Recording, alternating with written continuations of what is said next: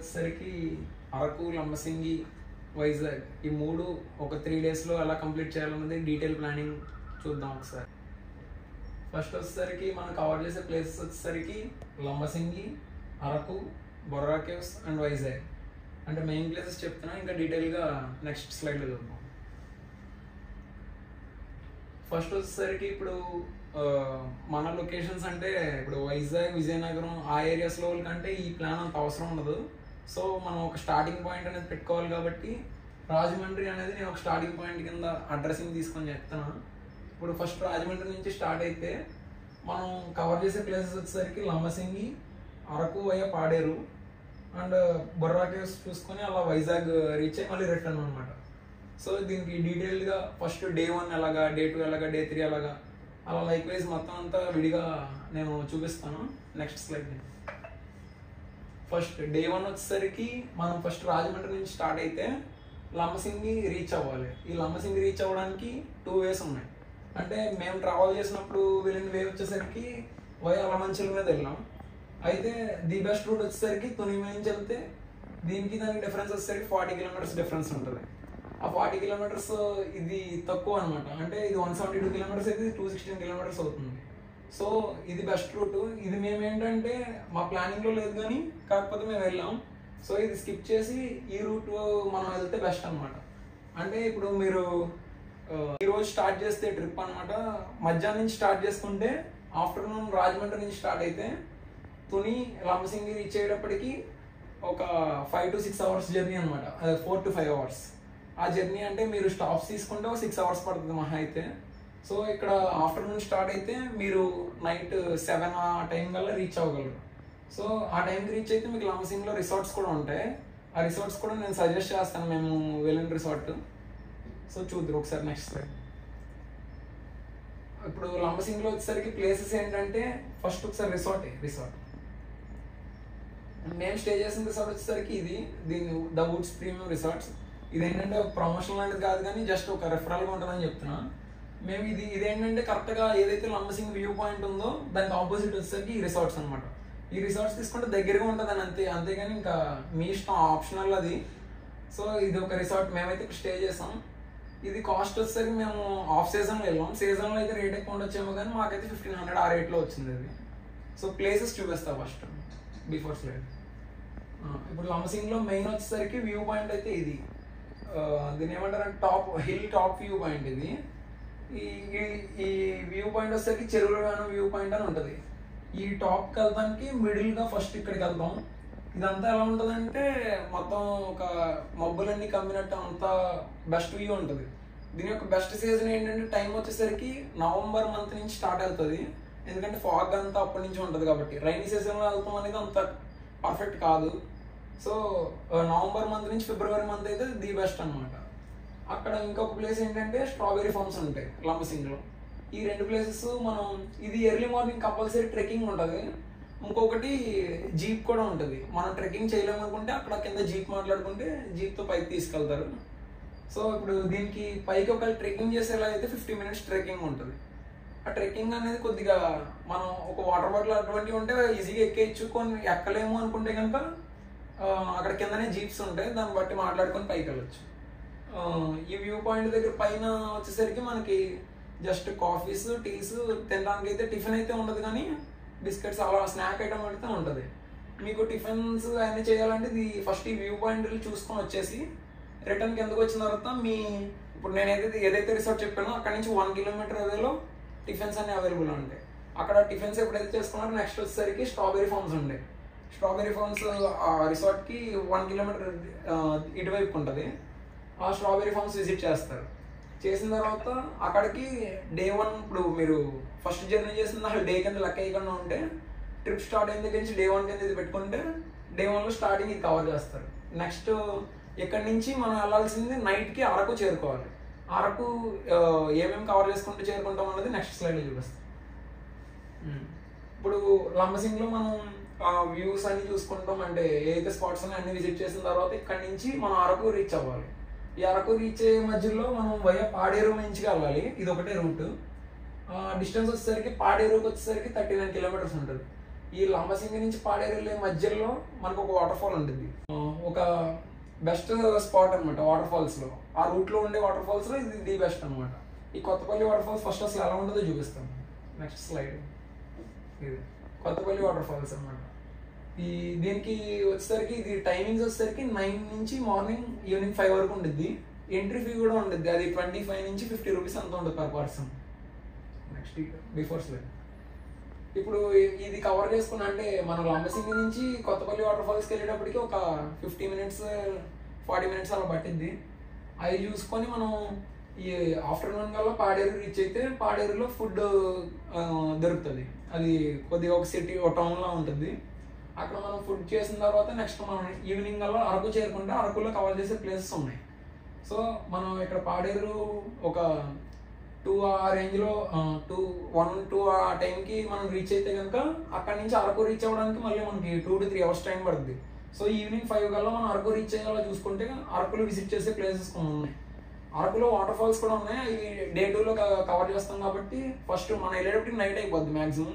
అంటే 5 to 6 అయినప్పటికీ మళ్ళీ మీరు అక్కడ రూమ్ చూసుకోవాలి కాబట్టి టైం పడుతుంది. సో అక్కడ కవర్ చేసే ప్లేసెస్ ఏంటంటే నైట్ టైం కవర్ చేసే ప్లేసెస్ వచ్చేసరికి కాఫీ మ్యూజియం అని ఉంటుంది. ఆ కాఫీ మ్యూజియం కూడా ఎంట్రీ ఫీ ఉంటుంది. అంటే ట్రైబల్ మ్యూజియం, ఈ 2 మ్యూజియంస్ ఉంటాయి. ఈ మ్యూజియంస్ మస్ట్ అండ్ షుడ్గా విజిట్ చేస్తారు చాలా మంది ఎవరు వెళ్ళినా కానీ. సో ఈ 2 మ్యూజియంస్ అక్కడ ఒకటే లొకేషన్లో మీరు ఎక్కడైతే రూమ్ తీసుకుంటారో ఎక్కడి నుంచి తీసుకున్నా మినిమం 1 కిలోమీటర్ వేలో ఉంటాయి తప్ప ఈ 2 అయితే 500 మీటర్స్ డిస్టెన్స్లో ఉంటాయి. నెక్స్ట్ ఐ లవ్ అరకు అని ఒక వ్యూ పాయింట్ ఉంటుంది. ఈ ట్రైబల్ మ్యూజియం ఇది 2 పక్క పక్కనే. కాఫీ మ్యూజియం దాని బ్యాక్ సైడ్ ఉంటుంది. ఓకే, నెక్స్ట్ అది కవర్ చేసుకున్న తర్వాత మీరు మళ్ళీ రూమ్కి వెళ్తారు, నైట్ స్టే అవుతారు. అరకులో ఫుడ్ కూడా అన్నీ ఉంటాయి అవైలబుల్గా. ఇది కాఫీ మ్యూజియం వచ్చేసరికి దీనికి ఎంట్రీ ఫీ ఉంటుంది. ట్రైబల్ మ్యూజియం కూడా ఎంట్రీ ఫీ ఉంటుంది. ఇది I love Araku view point అనమాట. ఈ వ్యూ పాయింట్ బ్యాక్ సైడ్కి ఇక్కడికే ఇది ట్రైబల్ మ్యూజియం. ఇదంతా ఒకటే లొకేషన్స్లో ఉంటాయి. ఓకే, నెక్స్ట్ డే 3 అంటే ఇప్పుడు నెక్స్ట్ అక్కడ నుంచి వచ్చిన తర్వాత అరకులో మార్నింగ్ మనం స్టార్ట్ అవ్వాలి. ఈ మాడగడ వ్యూ పాయింట్ అని ఒకటి ఉంటుంది. ఈ వ్యూ పాయింట్ వచ్చేసరికి మనం ఎర్లీ మార్నింగ్ సేమ్ లంబసింగి ఎలా అయితే ట్రెక్కింగ్ ఉంటుందో దీనికైతే బైక్స్ మీద వెళ్ళిపోవచ్చు. అంటే ఇప్పుడు నేను చెప్పే ప్లానింగ్ వచ్చేసరికి మన దగ్గర ఓన్ వెహికల్ ఉంటే కనుక ప్రతిదీ కవర్ చేయొచ్చు. అంటే ఓన్ వెహికల్ మీద ట్రావెల్ చేస్తాం. మేమైతే బైక్స్ వేసుకుని వెళ్ళాం, ప్రతిదీ కవర్ చేసుకోవచ్చు. ఇది వచ్చేసరికి వ్యూ పాయింట్ వచ్చేసరికి ఎర్లీ మార్నింగ్ మనం 5కి అలా స్టార్ట్ అయిపోయేలా ఉండాలి. అట్లీస్ట్ 5:30 కల్లా స్టార్ట్ అవ్వాలి. స్టార్ట్ అయితే ఇది early morning sunrise view point అనమాట. ఇది సన్ రైజ్ అంటే ఫస్ట్ సన్ రైజ్ అనేది మనకి అరకులో ఫస్ట్ సన్ రైజ్ అనేది అక్కడ అవుతుంది. సో ఫస్ట్ ఇక్కడికి వెళ్ళడానికి మనకి అరకు దగ్గర నుంచి ఒక 10 కిలోమీటర్స్ ఉంటుంది మాడగడ వ్యూ పాయింట్ అన్నది. అక్కడికి వెళ్తారు. అక్కడికి వెళ్ళిన తర్వాత పైన ట్రైబల్స్ డాన్సింగ్ అన్నీ ఉంటాయి. Next sunrise view point మంచి ఫోటో స్పాట్ అనమాట అది. నెక్స్ట్ అక్కడే టిఫిన్స్ అన్నీ అవైలబుల్గా ఉంటాయి. నెక్స్ట్ అక్కడ అది కవర్ చేసుకున్న తర్వాత అక్కడ టిఫిన్స్ గట్రా అన్నీ చేసుకొని మీరు కటికి వాటర్ ఫాల్స్ అని ఉంటుంది. ఈ కటికి వాటర్ ఫాల్స్కి ఒకటి మనం బైక్స్ మీదే వెళ్ళాలి. అది అంటే కొద్దిగా రిస్కీ ప్లేస్ అనమాట. అంటే హిల్స్ డౌన్ దిగాలి. మనకి పర్లేదు వెళ్ళగలం అని అనుకుంటే కనుక బైక్స్ మీద వెళ్దాం. నెక్స్ట్ ఇంకొక ప్లాన్ కూడా ఉంది, అది కూడా చెప్తా. ఫస్ట్ బైక్స్ మీద వెళ్ళేలా అయితే ఈ వ్యూ పాయింట్ దగ్గర నుంచి కటికి వాటర్ ఫాల్స్ వచ్చేసరికి 16 కిలోమీటర్స్ అనమాట. అంటే ఒక మనకి ఆర్ఎస్కి రోడ్లో కొద్ది తోలాలంటే ఇక్కడ 40 మినిట్స్ అని డిస్ప్లే చేసాను కానీ ఒక 1 అవర్ అయితే పట్టింది. ఒక్కసారి ఆ కటికి వాటర్ ఫాల్స్ ఎలా ఉంటుందో మీకు చూపిస్తాను. ఒకసారి నెక్స్ట్ స్లైడ్లో ఫొటోస్. ఇది లైక్ చాలా మంది అంటారు బాహుబలి వాటర్ ఫాల్స్ లా ఉంటాయి అని చెప్తారు. చాలా బాగుంటుంది, మేము వెళ్ళాము, చాలా బాగుంటుంది.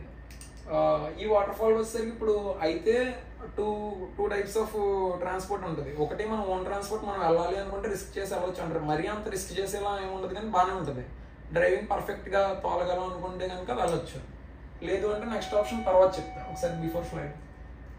ఇప్పుడు అరకు నుంచి ఇప్పుడు ఈ వ్యూ పాయింట్ దగ్గర నుంచి కటికి వాటర్ ఫాల్స్కి వెళ్తారు. ఒకవేళ మనమే వెళ్ళాము అనుకుంటే కనుక నెక్స్ట్ అక్కడ ఆ వాటర్ ఫాల్స్ దగ్గర ½ అన్ అవర్ అలా స్పెండ్ చేస్తే ట్రెక్కింగ్ పెద్ద ఏముండదు, ఒక 10 మినిట్స్ ట్రెక్కింగ్ అలా ఉంటుంది అంతే. నెక్స్ట్ ఈ కటికి వాటర్ ఫాల్స్ నుంచి మనం బొర్రా కేవ్స్ రీచ్ అవ్వాలి. బొర్రా కేవ్స్ అనేది అరకుకి వైజాగ్కి మిడిల్ ఉండిద్ది. వైజాగ్ మిడిల్ అని కాదులే కానీ వైజాగ్కి 80 కిలోమీటర్స్ అలా ఉండిద్దిలే. అయితే ఇప్పుడు ఈ బొర్రా కేవ్స్కి రీచ్ అయ్యే మధ్యలో మనకి అనంతగిరి వాటర్ ఫాల్స్ అని ఉంటుంది. అనంతగిరి వాటర్ ఫాల్స్ అనేది జస్ట్ వెళ్తున్న రోడ్లోనే మెయిన్ రోడ్ నుంచి ఒక 2 కిలోమీటర్స్ కట్ అవ్వాలి. సో ఇది కటికి వాటర్ ఫాల్స్ నుంచి వచ్చేసరికి ఒక 22 కిలోమీటర్స్ ఉంటుంది. అంటే ఇది 1 అవర్ జర్నీ. ఇక్కడ నుంచి మళ్ళీ బొర్రాకేవ్స్ వచ్చేసరికి మనకి హాఫ్ అన్ అవర్ జర్నీ ఉంటుంది. మీరు బొర్రాకేవ్స్ మాత్రం రీచ్ అయ్యేటప్పటికి ఆఫ్టర్నూన్ అయిపోద్ది. సో ఆఫ్టర్నూన్ అయ్యాక దీని ఎంట్రీ వచ్చేసరికి మళ్ళీ టైమింగ్స్ ఉంటాయి బొర్రాకేవ్స్కి.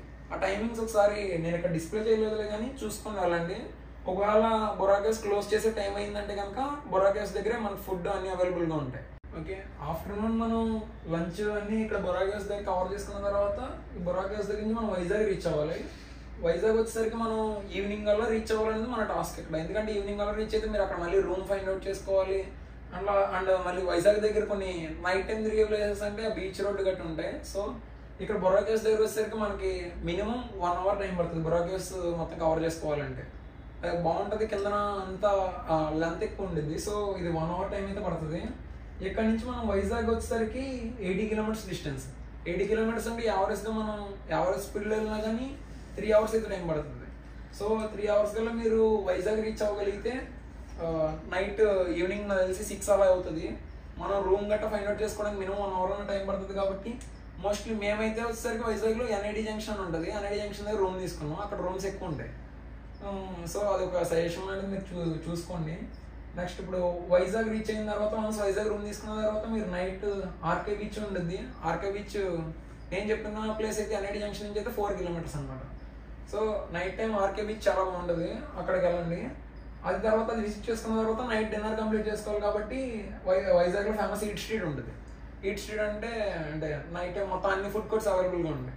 సో నైట్ అది కూడా కవర్ చేసుకుంటారు. అది కవర్ చేసుకుని రూమ్లో స్టే చేసిన తర్వాత నెక్స్ట్ డే ప్లాన్ వచ్చేసరికి మొత్తం వైజాగ్లో ఉంటుంది అనమాట. వైజాగ్లో ఏ కవర్ చేస్తారో నెక్స్ట్ నేను చూపిస్తాను. ఇప్పుడు ఆ వ్యూ పాయింట్స్ ఇందాక చెప్పలేదు కదా, ఇప్పుడు కవర్ చేసే వ్యూ పాయింట్ వచ్చేసరికి ఇది సన్ రైజ్ వ్యూ పాయింట్. ఇందాక Madagada sunrise view point అన్నాను కదా, అది ఇలా ఉంటుంది. ఇక్కడ హిల్స్ దగ్గర నుంచి సన్ అలాగా ఫస్ట్ సన్ రైజ్ అనమాట, అది అరకులో. నెక్స్ట్ ఇది వచ్చేసరికి కడిగి వాటర్ ఫాల్స్. నెక్స్ట్ ఇది అనంతగిరి వాటర్ ఫాల్స్. దారిలో మనం కవర్ చేసుకొని బొర్రాకేవ్స్ వచ్చేసరికి ఇవి ఇలా లోపలికి, అంటే మీకు ఇప్పుడు రీసెంట్గా గునా కేవ్స్ అన్నారు కదా, ఆ టైప్లో ఉంటుంది బొర్రాకేవ్స్ కూడా. నెక్స్ట్ ఇది డే 4. డే 4 వచ్చేసరికి మనకి వైజాగ్లో కవర్ చేసుకునే ప్లేసెస్ అనమాట. ఇదే రోజున మనం రిటర్న్ కూడా అయిపోయే ప్లాన్ అనమాట. సో ఫస్ట్ వచ్చేసరికి ఋషికొండ బీచ్ అని ఉంటుంది. ఋషికొండ బీచ్ అక్కడ మనకి water sport activities like speed boating, jet ski అలాంటివి ఉంటాయి. అవి ట్రై చేయాలనుకుంటే ట్రై చేయొచ్చు. అది ఋషికొండ బీచ్. అది ఋషికొండ బీచ్ దగ్గర నెక్స్ట్ అక్కడ నుంచి ఇది ఫస్ట్ ఒక ఆర్కే బీచ్ దగ్గర నుంచి లెక్కెట్టుకుంటే ఇది ఒక 10 కిలోమీటర్స్ అవేలో ఉంటుంది. ఇవంతా ఇంకా లైన్ అనమాట. Next Rushikonda beach once visit చేసిన తర్వాత అక్కడ 1 అవర్ అలా స్పెండ్ చేసిన నెక్స్ట్ కైలాసగిరి ఉంటుంది. ఇది మస్ట్ అండ్ షుడ్ అనమాట వైజాగ్లో. ఇక్కడ వచ్చేసరికి కైలాసగిరి వచ్చేసరికి మీకు ఎలా ఉంటుంది ఒకసారి పిక్చర్స్లో చూపిస్తాను. కైలాసగిరి ఇది శివుడు పార్వతి టెంపుల్ లాగా, అంటే ఒక విగ్రహాలు ఉండి స్టాట్యూస్ మంచి కొండపై నుండి. ఇది ఋషికొండ బీచ్ పైనుంచి కనబడుతుంది. ఋషికొండ బీచ్ అవతలకి కిందకు ఉంటుంది. ఇది Rushikonda beach. Next before slide once Kailasagiri complete అయ్యాక పైన కైలాసగిరి దగ్గర మనకి ట్రైన్ రూట్ కూడా ఉంది. దాంట్లో కూడా ట్రావెల్ చేయొచ్చు. అక్కడ కొన్ని అడ్వెంచర్ యాక్టివిటీస్ కూడా ఉంటాయి. లైక్ రోప్ వేలో కిందకి వెళ్ళి పైకి వచ్చేది ఆ టైప్లో ఉంటాయి కైలాసగిరి దగ్గర. అవన్నీ కంప్లీట్ చేసుకున్న తర్వాత అక్కడ నుంచి షాపింగ్ మాల్ ఉంటుంది. వైజాగ్ వెళ్ళాక షాపింగ్ మాల్ కావాలి కాబట్టి సిఎంఆర్ సెంట్రల్ పెద్ద షాపింగ్ మాల్ అది. ఒకసారి అది కూడా చూపించాను. ఇది సిఎంఆర్ షాపింగ్ మాల్. ఇందులో వచ్చేసరికి మనకి games, activities, movies, 3D 5D movies కూడా ఉంటాయి. సో షాపింగ్ చేసుకోవాలంటే షాపింగ్. నెక్స్ట్ 5D మూవీస్ వచ్చేసరికి 15 మినిట్స్ షో అనమాట. అది రకరకాల మూవీస్ అన్నీ ఉంటాయి. 15 మినిట్స్ షో అది. నెక్స్ట్ గేమ్స్ ఏమైనా కార్ డ్రైవింగ్ లైక్ అలాంటివి ఏమైనా కావాలన్నా ఇక్కడ అవైలబుల్గా ఉంటాయి. సో ఇది ఆఫ్టర్నూన్ కల్లా కంప్లీట్ చేసుకుంటే ఇక్కడే ఫుడ్ కంప్లీట్ చేసుకొని మీరు రిటర్న్ అయిపోవచ్చు ఒకసారి back. Once CMR centre complete అయిపోయిన తర్వాత మనకి మన లొకేషన్ మళ్ళీ రాజమండ్రి మనం స్టార్టింగ్ పాయింట్ తీసుకున్నాం కాబట్టి మళ్ళీ అక్కడికి వెళ్ళాలి. కాబట్టి అది రీచ్ అవ్వడానికి మనకి 200 కిలోమీటర్స్ డిస్టెన్స్ అనమాట. 5 to 6 అవర్స్ జర్నీ ఉంటుంది. సో ఇది మనం ఆఫ్టర్నూన్ ఈ 3 ప్లేసెస్ కలిపి ఆఫ్టర్నూన్ 2 PM కల్లా కంప్లీట్ చేసుకుంటే రాజమండ్రి రీచ్ అవ్వడానికి 8 అలా అవుతుంది. అంటే లేట్ నైట్ అవ్వకుండా ఉండాలి అనుకుంటే కనుక ఎర్లీగా కంప్లీట్ చేసుకుంటారు. లేదు కొద్దిగా ఒక లేట్ నైట్ అయినా పర్లేదు అనుకుంటే మీరు ఈ 3 ప్లేసెస్ కవర్ చేసుకునే టైం మీరు కేటాయించుకోండి దాన్ని బట్టి. ఇది వచ్చేసరికి మన టోటల్ ప్లాన్ 4 days ప్లాన్ అనమాట. అంటే 4 days అంటే మీరు తిరిగే వచ్చేసరికి 3 days. ఫస్ట్ డే మనం హాఫ్ డే లెక్క ఉంటుంది కాబట్టి స్టార్ట్ అయ్యి ఆఫ్టర్నూన్ స్టార్ట్ అవుతాం కాబట్టి సో ఆ డే లెక్కలో తీసేస్తే 3 days ప్లాన్ అయితే 3 daysలో ఇది కంప్లీట్ చేయడం అనేది ఈజీ అనే చెప్తాను, ఎందుకంటే మేము ఆల్రెడీ ఎక్స్పీరియన్స్ చేసాం కాబట్టి ఇది ది బెస్ట్ ప్లాన్ అని చెప్తాను. ఈ వీడియో కనుక మీకు ఇన్ఫర్మేటివ్గా అనిపిస్తే మన వీడియోకి లైక్ చేసి ఛానల్ సబ్స్క్రైబ్ చేసుకోండి. Subscribe to travel hacks by KK.